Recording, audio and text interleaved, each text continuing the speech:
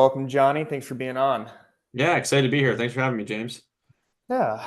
Well, look, I like to start these things off. We like try to have interesting guests on, and you definitely have a kind of an interesting background. Uh, I figure what might be helpful is, love to start with just a little bit about your background, what you've been up to, what you're doing now, how you work with companies. Definitely don't have the most stereotypical background.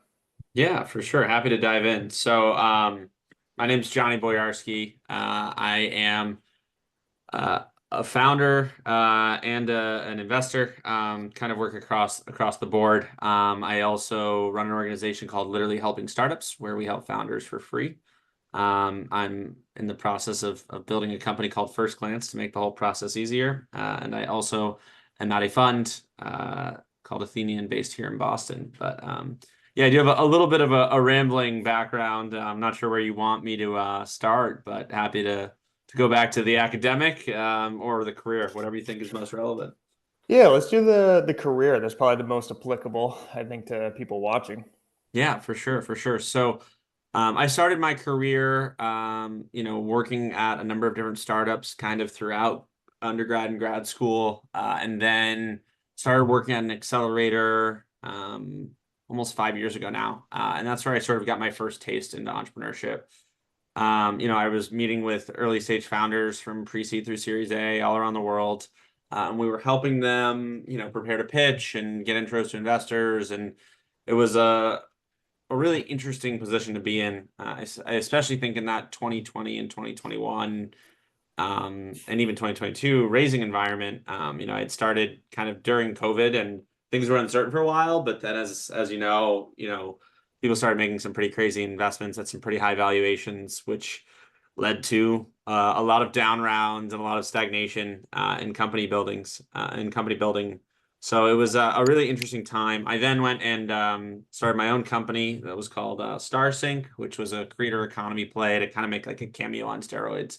So the idea was, having real unique experiences with kind of lower tiered celebrities. So, throwing a football with a college quarterback or getting a guitar lesson from John Mayer before he's John Mayer. And I started in the esports world, and the Twitch streaming world so that you could like play video games with your favorite streamer. It failed miserably. I sort of did everything that I told people not to do while I was working at the accelerator.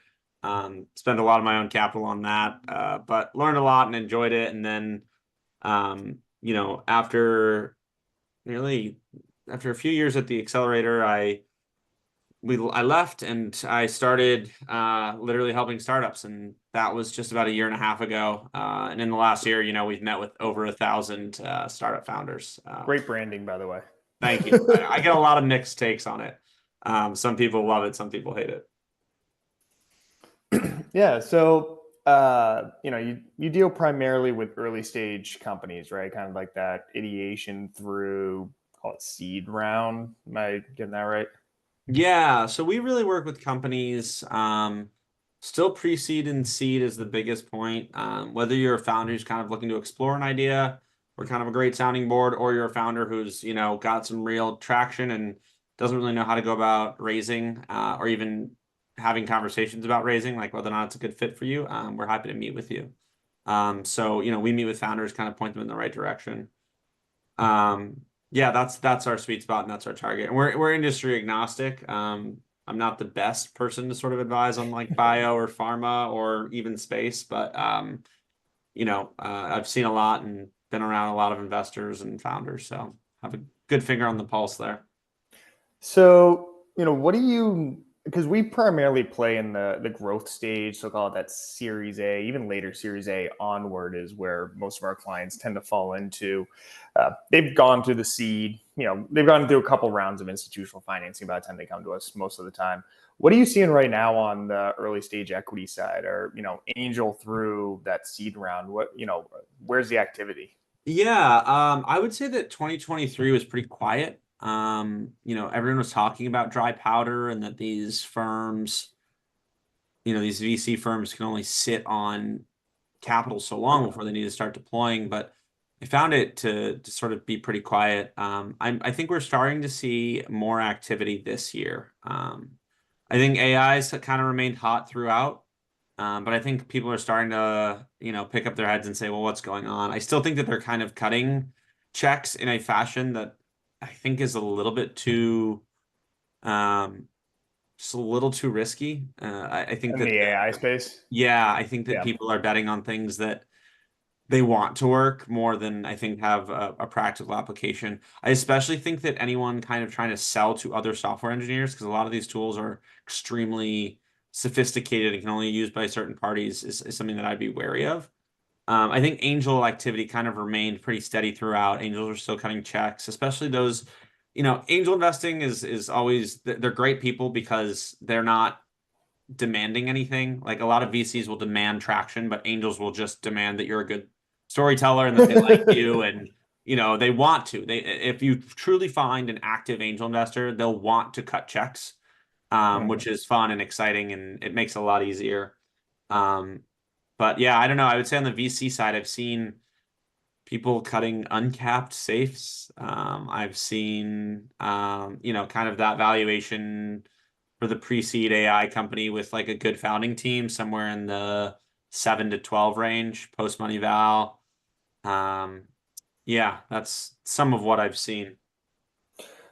You had a comment before about revenue being a key indicator for success with companies. You shared that with me before this meeting here.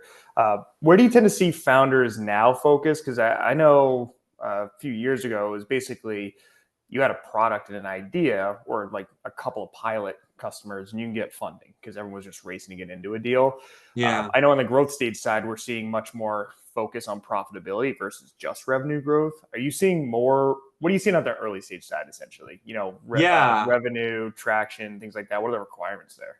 Yeah, it's a really good question. I think in 2021 and 2022, if you're in a hot space or had a good idea and a good team and sort of that pedigree startup, if you will, that's got all the trappings of good builders, like the Harvard's logos and the Google logos and Meta, and you have that experience. People wanted to kind of make big bets, even pre product and even pre early users.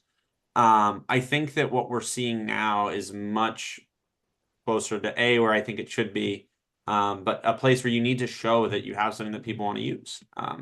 I think that the days of speculation are kind of behind us a little bit.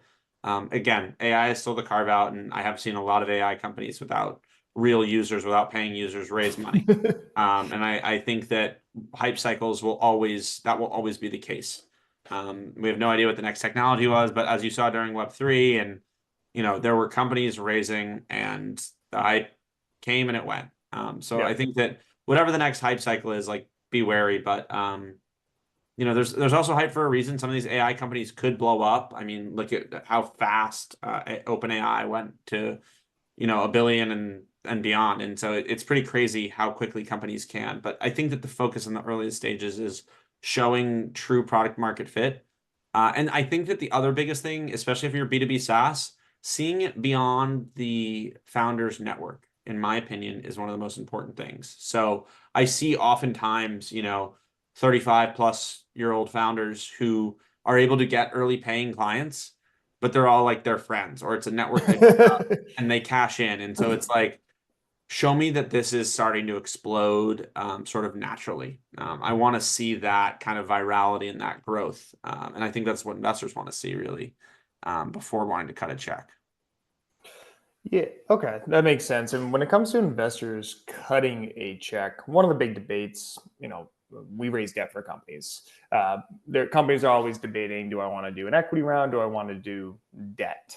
How often does that come up on the early stage side? Because I know sometimes I'll hear from a company doing 500 grand in revenue, like, oh, I'd love to raise a $5 million debt round instead of doing a Series A. Of course you would. That'd be a lot more cost effective for you. But when do companies start thinking about debt when you talk to them on the early stage side? Yeah, it's funny. There's a couple other people I work with that will even, it's strictly B2B SaaS, but they do debt offerings even at 100K. And Yep. so I think that the founder who doesn't have a good financial mind or even a good financial experience and doesn't have a CFO, I think sometimes they don't even know that's a possibility. Yep. And so I see a lot of founders who like, they'll get to a couple million in revenue and I'll throw something out there like, hey, have you considered debt? But I think that the point that you start to realize that some of VC can cause bad, like VC investment can cause companies to fail prematurely because they're sort of demanding more.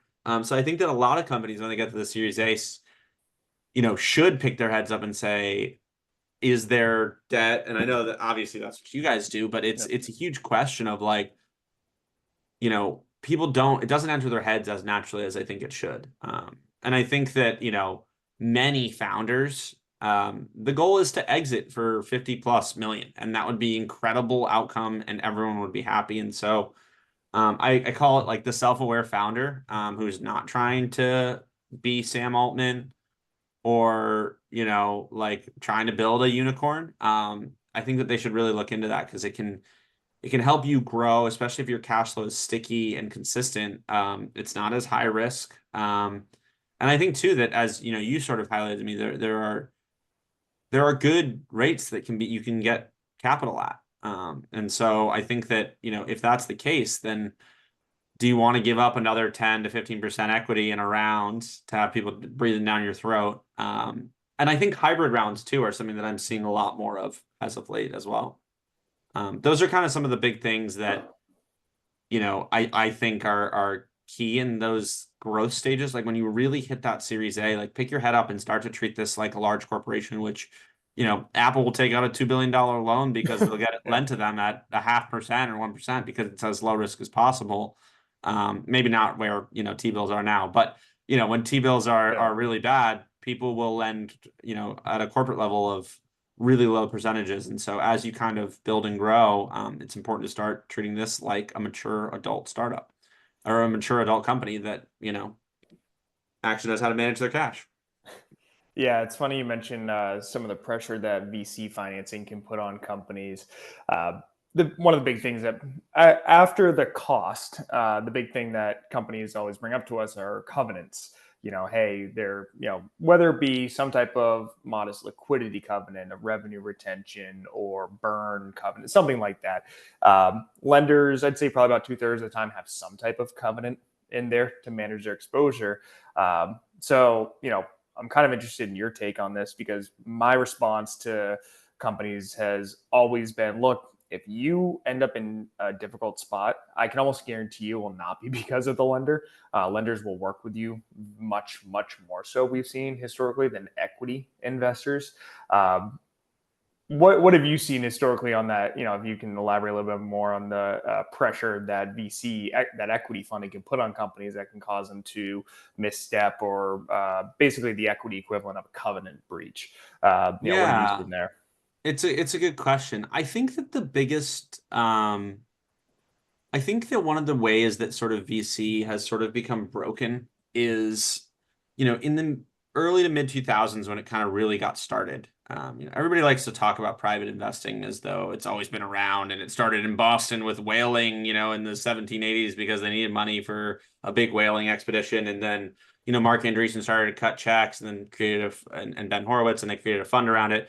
But I think that historically VC was trying to find companies that needed money and could grow really fast, or companies would approach you and just say like, "Hey, listen, like I need $100,000, 40 grand to buy computers and 60,000 to spend on developers," and that was it. And they were doing it as a side project, and so it started out, I think, in a really pure and organic way where people just raised money for what they needed. It wasn't even always going to salaries back then. And then as time went on and people realized that, holy God, like, companies can grow ridiculously fast and that there could be a huge investment opportunity, Yep. more and more people started to build startups. But then it led to a place where it's very like, there's a lot of like ceremony to it and a lot of like, Yeah, a lot of per- planning. yeah, and a lot of performance. And so you have people that are raising rounds of capital that they don't even know what to spend it all on. And what we're finding is, at least what I see, is that once a deal gets sort of like minted or like gets the stamp of approval from a VC fund, it becomes a mad grab to try to get in and try to win. And now it's not about evaluating the company for its merits, even, or even like doing proper due diligence always. It instead is, oh my God, other people are in. I want to show that I can be the most value add investor. And so I think Yep. what you get is a lot of posturing of VCs claiming to be able to help, claiming to be able to make a huge difference. And then the second they get the check or they accept the money, a founder accepts the money from the VC, they help in the initial days. And then as time goes on, there's always another fish to sort of chase. And so I think that if the fund is hyper focused on actual portfolio improvement, has a dedicated person, and founders ask other founders who have taken checks if you ever get an offer. But what ends up happening is VCs put pressure on you to grow and don't provide value. And so you get left with these companies that are running out of cash. They get their burn up because they have the money. They don't even know what it's Yep. going to. They're not growing. And then they pick their heads up, a year or two in. They haven't really grown revenue as much as they thought they were going to be able to. And their company is a sitting duck for, just never being able to raise again because even if they cut expenses now, even if they, get everything in order terms of profitability, they just look so weak compared to to a previous state. And so now future investors are kind of looking at you very skeptically, and they don't want to cut a check. And so if you had sort of grown more naturally or organically, or even like raised a debt round, then you're forced to focus on profitability, sustainable growth. And I think that that's often, you know, missed in a lot of early stage VC investing. Yeah, it's a lot of the stories we hear from companies that hire us are kind of similar to that. Especially right now, they raised a ton of money in 21 and early 22. They, grew to, or they did not grow quickly enough, but they spent quite a bit, and they spent most of 23 cutting back on those expenses. So definitely hearing a lot of those stories right now. And no, I do agree. The debt does make sense as a company matures. You're right. Treat it like a real company. We see a lot of the use cases being around a bridge to, either an M&A transaction or sometimes just to the next equity round, but they're growing nicely and they don't want to dilute. Um, you know, However, I will say I have always believed that equity at least does have a place or on the early stage. What do you see as like the healthy, I guess, healthy stage for a company where equity does make sense, but also at the same time, I guess what companies should be aware of beyond just a check? Yeah. Talk to other founders who have taken checks from the investor you're talking to. I think that that's one of the best ways to figure out, what you need. I also think too that angel investing is great. There are angels who will cut checks for you to kind of get things going. And, you know, whether you build the MVP or are building the MVP, there are angels who will cut checks at the earliest stages. You have to have a good story. You have to have good experience. You can't just be some Joe Schmo who wants to, build a social media on the blockchain or something that, doesn't really make sense. But if you have a true deep problem you're solving, and you can tell a good story around it, then there is definitely money out there. I think that the second you kind of get to the seed stage, figure out what part of your team or network is lacking the most. So, do you not have corporate contacts? Look at like a plug and play. They are an accelerator who focuses on corporate relationships. So, if you're really trying to break into large companies and you have no way to do that, you don't know how to meet the decision makers there, look at that. If you're looking for really good developers, find a technical general partner at a VC fund who is really tech first. And if you're building a complex product, right? And same thing goes for deep tech. Like find people that truly understand what you're building, and that can really help. Yeah, I think that that's kind of like the key early on to figuring out, or the key to really like getting more than just money, is seeing what they've done and what they're capable of and sort of where they specialize. Really focused VC funds too are great for that reason. Yeah, I've heard some good success stories from friends of mine that work at tech companies where, for example, a friend of mine works at a tech company that just took on a pretty sizable Series A. It was like $17 million last year. But the fund's rule is they only have a handful of partners, and each partner can only make one investment a year. So they're very specific, and they have to get operationally involved in the company at some level. So they have one of the best track records. So Yeah. it is amazing how that hands-on does make a difference. And it kind of prevents the VC from getting too distracted with too many companies on their plate at Yeah. any given time. But I also think oh, on that note, look for the VC and angel who isn't cutting 100 checks a year if yeah, you want support and help. There are, I think, two investors I know who are super dialed in and focused on really just picking a small number of really high quality companies are Listen Ventures, one of my favorites, and Rev Up, Melissa Withers. She also is like, I want to help every founder that I cut a check to. And so I think that look for the people who are like, very selective and protective of their time, because there's probably a reason that they are, and yeah. they're actually helping other people. So, we're sitting here about midway through the year 2024. Last year was, you said quiet, I'll say abysmal in terms of equity transactions. Everything from IPO to private equity rounds, VC rounds, everything. You know, I agree. It seems like there are pockets starting to pick up. I'm hearing certain activity picking up in certain sectors here and there, but you know, we went from, because one of the big things that drives my business, for example, is rates. Right? Obviously, rates Mm-hmm. are that's the name of the game. But 22 through last year, rates went up super super fast. I think JP Morgan was anticipating up 5 to 6 rate cuts this year, or maybe 5 rate cuts, excuse me, this year. They're down to maybe one rate cut in their forecast for the year. And even that's looking a little wobbly. Yeah. What do you see as far as call it the venture financing market for the rest of the year in your view? Yeah, I think that there's going to be summer's always quiet. The old trope that VCs go to Europe on vacation, and the summer is one that holds, I think, some water. I think activity in June and July will be a little bit quiet, but I think things are going to pick back up in August and September, and I do think that while I don't totally agree that dry powder necessarily means that we're just sort of waiting until there's a big sort of check writing period, Mm-hmm. I do think that there are pressures on that front.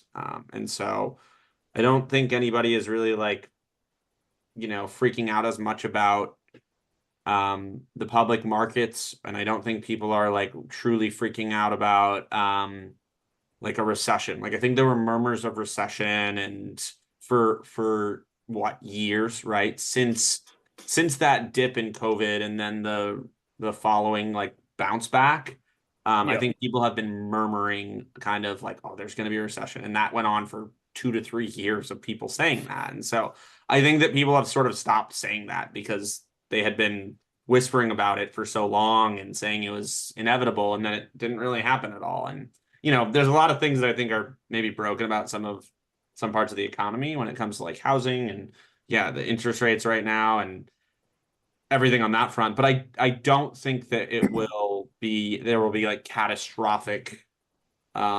anything catastrophic in the next year or two, which will lead to a healthy kind of investing on the VC and early stage side. Because I do think people get freaked out when there is like an actual recession, and I think that Yeah. LPs pull out, funds get smaller, like there's angels stop writing checks because even they're afraid. And so there is a lot of scenarios where people have done that, but I don't see that. I don't foresee that happening in the coming year or two. All right. Well, fingers crossed for a busy August through end of the year on the equity side, early and growth stage. Uh, Appreciate you hopping on. It's been a good conversation. Yeah, happy to. Thanks for having me.